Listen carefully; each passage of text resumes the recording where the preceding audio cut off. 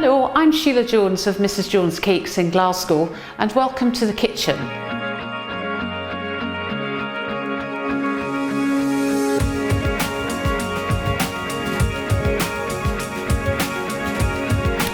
So you'll see from this tutorial that I share all my tips and tricks on how to make the perfect Madeira cake, which includes flavourings, it includes carving it afterwards, and it includes things like how to store it until you're ready to use it, and also how to cover it in sugar paste. We talk about that.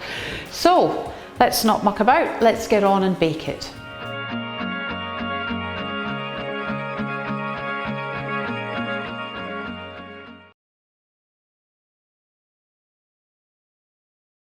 So before we start baking our Madeira cake, I thought I just would share with you some of the experiences I've had when baking Madeira cake, perhaps tell you a little bit about its background.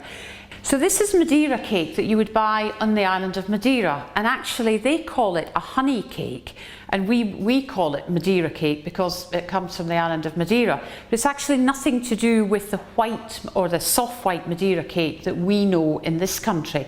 Madeira cake is named after the glass of Madeira wine or Madeira port, whatever it's called, that people used to sip with this cake. So it's nothing to do with this, although this is kind of tasty.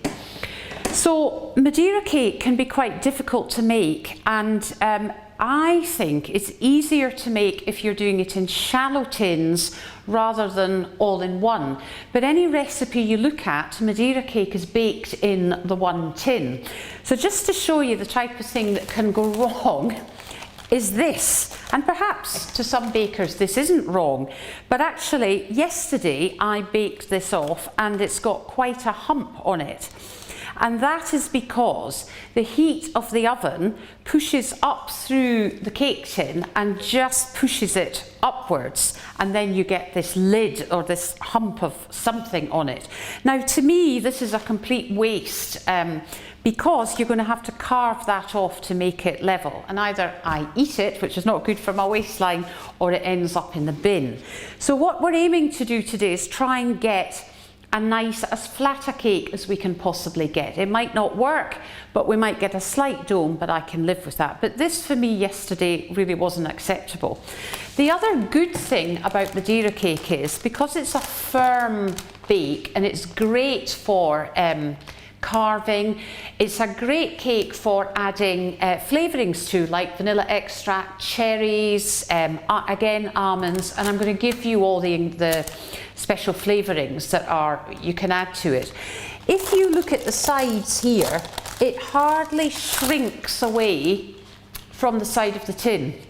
And you'll know in my other recipes, I always say that if you're baking a cake, bake larger a cake than you require. So if you need an 8-inch cake, you need to cook and bake off a 9-inch cake and then cut the crusts off. And that's how we do that for our clients.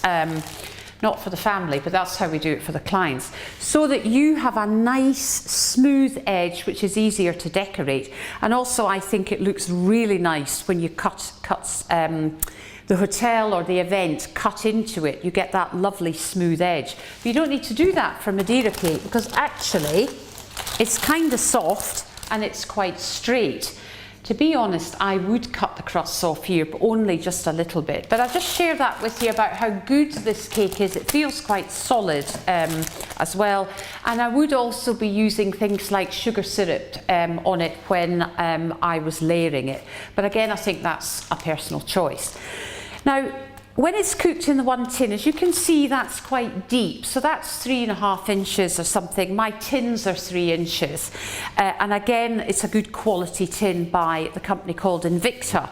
So when I'm baking a Madeira cake, it's very much, I treat it like a fruit cake. It's in the oven a long time, and if it is, it's got the potential to burn at the edges or cook at the edges before burning, and then the middle is still soft.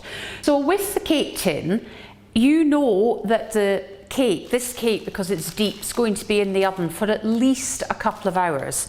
So what you don't want to happen is the cake to cook on the outside and be raw in the middle, and actually burn on the outside and still be very soggy in the middle. So what you do is you double line the inside, again like the Christmas cake, and then I have my newspaper with my string round the side, and that's double, in fact I think that's triple wrapped. I folded a sheet of paper 3 times and put it round. I'm also going to sit it on a piece of newspaper. Now this is fine in a fan oven, but I guess not in a gas oven. And sitting above it on the tray, the baking the shelf above it, what I'm going to do is I'm going to put one of my cheap Morrison's baking sheets like this, and what this will do is hopefully force it to the heat only to be in the tin, and if it will deflect the heat from here and hopefully stay flat. It's all just a makey up for me, but I do my best to try and get the recipe. And this is just with fiddling that I've managed to do this. Again, because it's in the oven for some time, I'm going to put this big earthenware bowl of water in it to provide some steam. Do you know, when we were doing this kitchen, redoing the kitchen, the guy in the shop was trying to sell me a steam oven, and they were just so expensive, and I thought, now why would I use it? Ah yes, once a year to make my Christmas cake, if I didn't have my business, and also for my Madeira cake. It was hardly worth a couple of thousand extra expense in it. So this is just my little trick. So we'll put that in the oven on the same shelf when we're ready to bake off. Now I'm going to bake off today a 6-inch cake, and the lovely lady from Made It With Love will provide the link on Paul Bradford Sugarcraft School website. She's done all the calculations for larger cakes, so we'll give you the recipe for a 6-inch, and she will then be able to, or you might be able to, recalculate it into a 7, 8, 9 and so on. So I'm going to take this very embarrassing cake off. I will use it, but this bit, I think the grandchildren will be nibbling on this. And this honey cake, I'm pretty sure Greg's going to want a piece of it because it's nice, even though it's factory produced. So I'm going to take this off the table, and then we're going to start baking. So let's start baking the Madeira cake. And again, I have everything all pre-measured because remember, I'm notorious for forgetting things into cakes, and everything is at room temperature, and I have my oven warming as well, and we'll talk about that, the temperature, when we get to put the cake in the oven. So again, nice soft butter, not melted, just super soft, and then we're going to tip in our caster sugar. Got stuck on the bottom here. Pop that in like so. And what we're going to do, the basis of all good baking, is we're going to cream the butter and the sugar together. Remember, it's going to be quite noisy, and it takes about 4 to 5 minutes. So I'll be back once I've done it.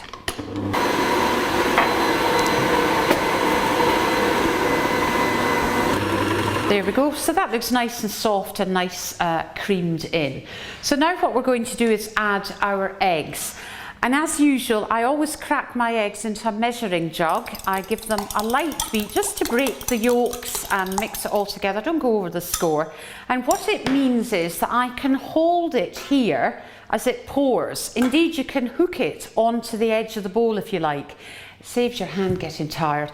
But also, I think it's a much easier way of working. And also, if I've eggshell in there, I can just lift it out. So I'm just going to add that now, quite slowly.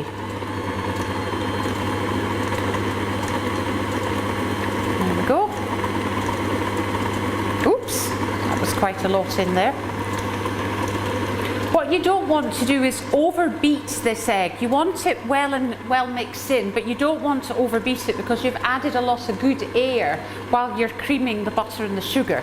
So what you now want to do is just gently increase the speed just to incorporate the egg, and then bring it right down again. You don't want to overbeat because you'll just knock all the air out. And a Madeira cake needs as much air as you can possibly get in it.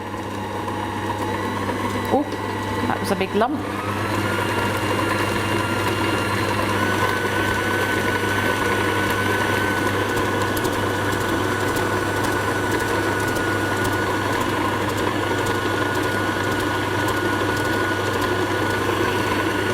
down again, and then more.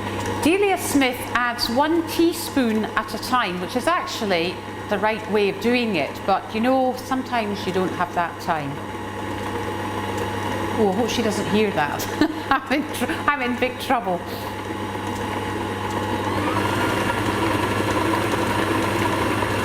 Get that up again. And because this has risen on the side, it's not scraping, as I say, so I'm just going to push this down a little bit.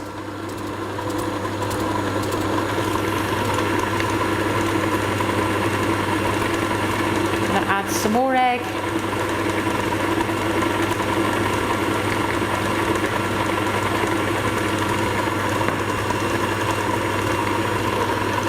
Just pop it up a bit.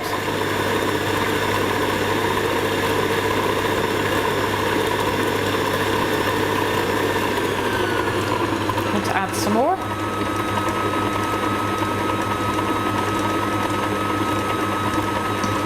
There we go. I'm just going to let that mix together without putting it up too high. Now sometimes the mixture can curdle, and that's usually a sign there's maybe too much egg in the mixture, or you've added the egg too quickly. So what you would do is you would add some flour to this mixture just to combine it together, and hopefully that will stop the curdling.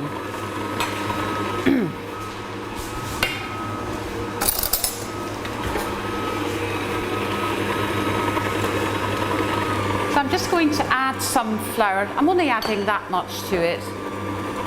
It's not curdling, but I just share it with you that it's a good way to try and prevent the curdling.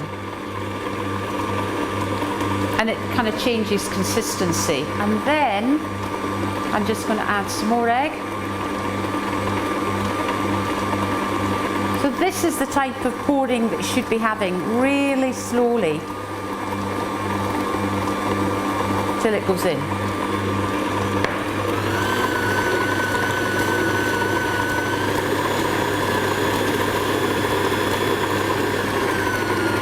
And you can keep adding a spoonful of flour as you're going along, but you keep adding it, but just be careful that you don't end up with absolutely no flour in that bowl, because then you've knocked all the air out it by having all the flour already in the bowl.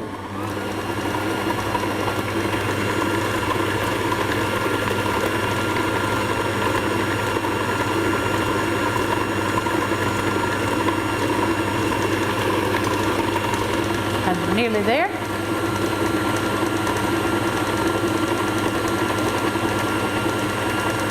It's a slow process, but it's worth it in the end.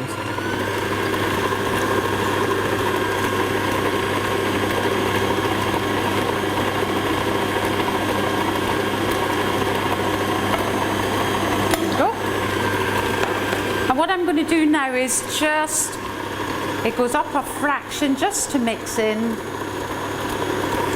Then I'm going to switch it off, because again I've got the mixture up the side of the bowl because this needs servicing. I think it's quite interesting when that happens, and somebody said to me, "What, you service your food mixers?"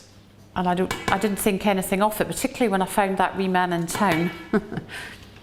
What I'm going to do is just mix it in again, everything from the sides. Okay, now I'm going to add some vanilla extract. If you're adding things like lemon zest to it, orange zest, what you could do is do that when you're creaming the butter and the sugar. But I quite like to at that stage. But for vanilla extract, I think it's quite good to just do it now. Oops, I was a wee bit generous there. But remember, I've been over generous. When you're adding fluid, extra fluid or extra ingredients to a mixture, you're not following the scientific path, as my mother used to say. You've got to get the correct volume of ingredients, because that makes the best cake. And again, it changes colour when you add this liquid to the vanilla extract, because of course it's got a brown tinge. And I'm going to switch that off, because now I'm going to add my flour. Just going to scrape this down.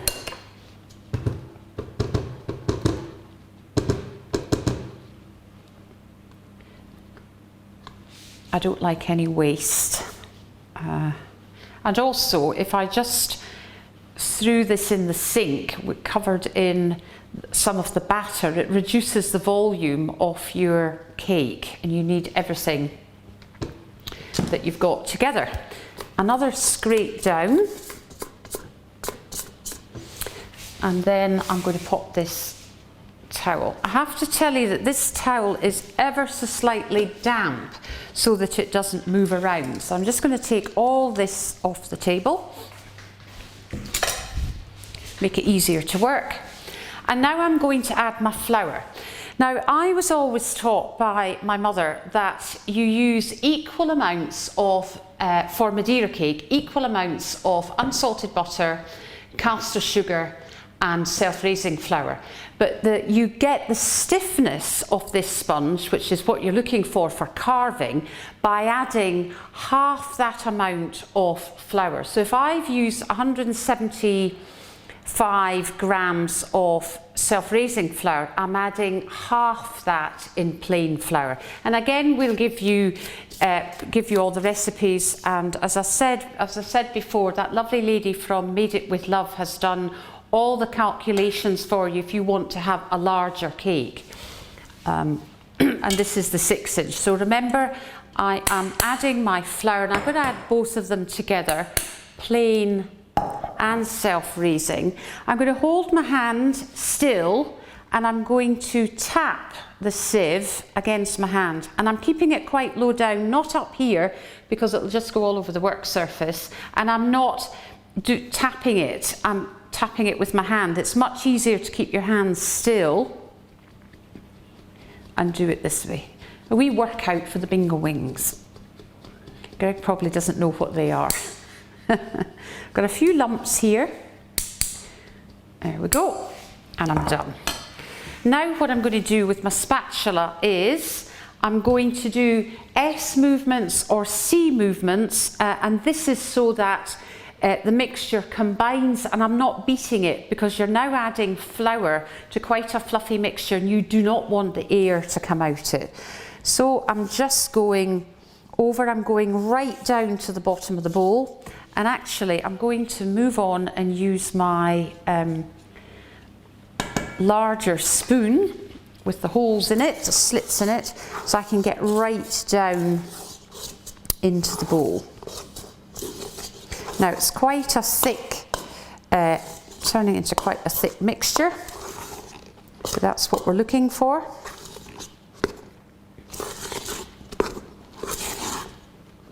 There we go. Actually, it feels like the consistency of our cookie mixture, but just ever so slightly runnier. So I've got right down into the bowl.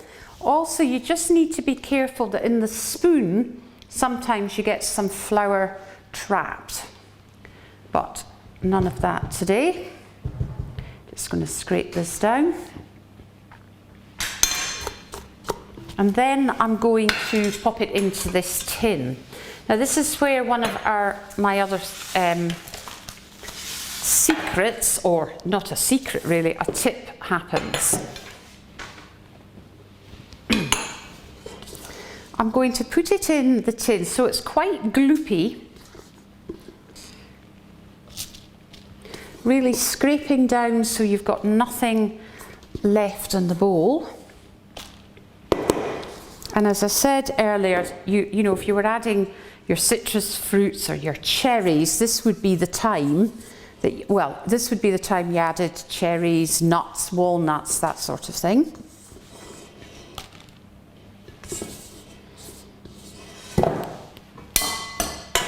Take this out the way.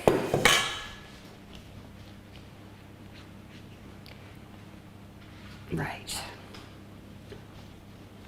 Okay. So I've got it in, I'm going to smooth it out to the sides. And again, I'm using a cranked spatula. I just find it easier to do that.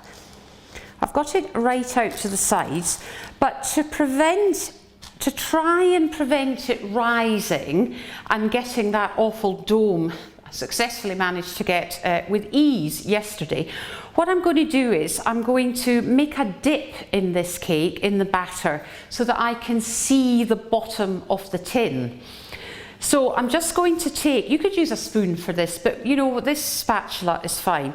I'm really forcing it up the sides, and this hopefully will stop the cake from from getting that dome. Don't be frightened.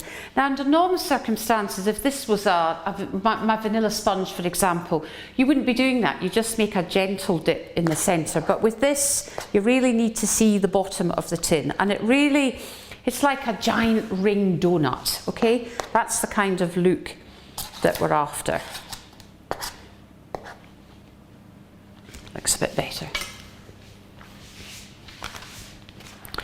So we're now going to put the Madeira cake in the oven to bake. So this is where you need your newspaper, and I put that on the bottom shelf. If you remember, it's just like my fruit cake. I then put my baking sheet on the top, because if you remember when I explained, hopefully that'll force heat back down. I'm now going to put my earthenware bowl of water. Now you can put it on the bottom shelf, but I'm going to put it, usually it goes on the bottom shelf, but what I'm going to do today is I'm going to put it on this shelf, and then I'm going to put the Madeira cake in, like so. So you do want to make sure that you've got a couple of centimetres gap between the top, just in case it does explode all over your oven, okay? And then that's it. And I haven't slammed the oven door, that's the other thing. Lots of people slam the door and that just gives the baking and the heat in there a bit of a fright. So just close the door gently. Now, most Madeira cakes are cooked round about 160 degrees centigrade in a fan oven. And again, we'll give you the calculations for if you don't have a fan oven. But I think to try and prevent that large dome that I got yesterday, you want to drop the temperature by about 20 degrees. So I've actually dropped it 25 degrees based on what I had yesterday. And normally I'm able to bake it at that temperature. I don't know what happened yesterday. Maybe I I really don't know what I did with the mixture. So I've dropped it to 135. Now a 6-inch Madeira cake would normally be in the oven for about an hour, maybe an hour and a quarter, something like that. But if you drop the temperature, clearly you're going to lengthen the baking process. So I'm going to put this in for about 2 hours. I'm going to look at it at 2 hours. And then we'll just see. And if I think through the oven door that's still quite pale, then we'll leave it in and we'll check it then. Oh, what I did forget to mention was, because it's going to be in the oven for quite some time, you should really put a disc of greaseproof paper on the top of it with a little hole cut out so you can see what's happening. And I've actually done that. But when it comes out the oven, I'll be able to explain it. You'll be able to see it a little bit better. So I think we're ready to look at our Madeira cake, because it's been in the oven now, 2 hours and 10 minutes, something like that. So I think it's bound to be ready.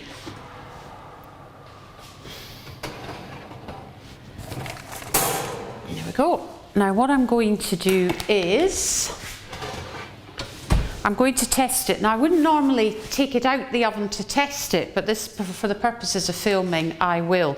Now I've got a little cake tester. Do you remember in the olden days I used to have one that had was like a little walking stick. I don't know where it's gone. I had to have this one instead. So if I just dip in and come out, if this is cooked, then this will be clean and it's absolutely spot on. You can also tell when a cake's cooked is, first of all, when it starts to make that lovely smell, you're probably nearing the end of the baking.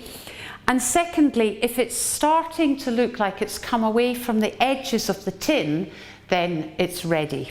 And mine is. Now, if you remember as well at the beginning, I forgot to tell you to add this little paper disc onto the top of the cake and just cut a little hole. I did think that was a hole, but actually it's come out as a square. But I'm just going to peel it off now, and that looks pretty good to me. And look at that, no big lump or hump in it. And I'm pretty sure that is because we've lowered the oven temperature, and also above, on the shelf above it, we've put a baking sheet, and we've just kept our BDI on it, which is great. I'm very pleased with that. Now that will take an hour or so at least to cool down, and I tend to leave it in the tin to cool down, not necessarily go cold, but to cool down. And also, like the other cake I showed you this morning that just had the greaseproof or the baking parchment round it, I would leave it in that baking parchment wrapper until you're ready to use it, because I just think it keeps it nice and moist. So our Madeira cake is has cooked, and it's nice and cool. It's cold now, and we're ready to work with it. What I would do with this to make sure you had a nice level top is I would probably pop it back in the tin, and then you can take your knife and slice across the way. Actually, I would slice away from me, just in case the next time I recorded I didn't have any thumbs and you wondered what had happened to me. So I would maybe slice away, and that way you would get a level top before you started. Then I would probably slice this into 3 or 4 this way. Now of course you can do the knife way like Paul does, but I can never get it level. So I like to use a cake leveler, and I like this one that's got little bun feet, because you can keep the bun feet flat on your work surface, or I usually work on a board when I'm carving cake, and just slide it along. Now this is a 10-incher by Wilton, but I've got a 12-incher if we're doing larger cakes. But actually I was doing a 12-incher on Wednesday, and I managed to slice through it with this by attacking it from both sides. So again, this would be a cake I would probably slice into 3. I would definitely use sugar syrup, and we've talked about sugar syrups before, and I would do that with my brush, painting it on or dabbing it on both sides of the sponge as I'm building the sponge, either with ganaching or buttercream or whatever filling it is that you like to use. Remember with this cake as well, this is a really good base for adding cherries, cranberries for example, glassy cherries, cranberries you could use, almonds, nuts, or even the citrus fruits, just to give it that extra special. But today I've used vanilla, and actually it does smell really good. So please enjoy this recipe. Please also let me know how you get on with it. Lots of people do tell me, but let me know how you get on with it. And if you've got any issues with it, I'll certainly try and help you. So I wish you all the best with this recipe, and follow me in my Facebook page because there'll be many more recipes dropping into that, and I really like to see what everybody has baked. Okay, so good luck.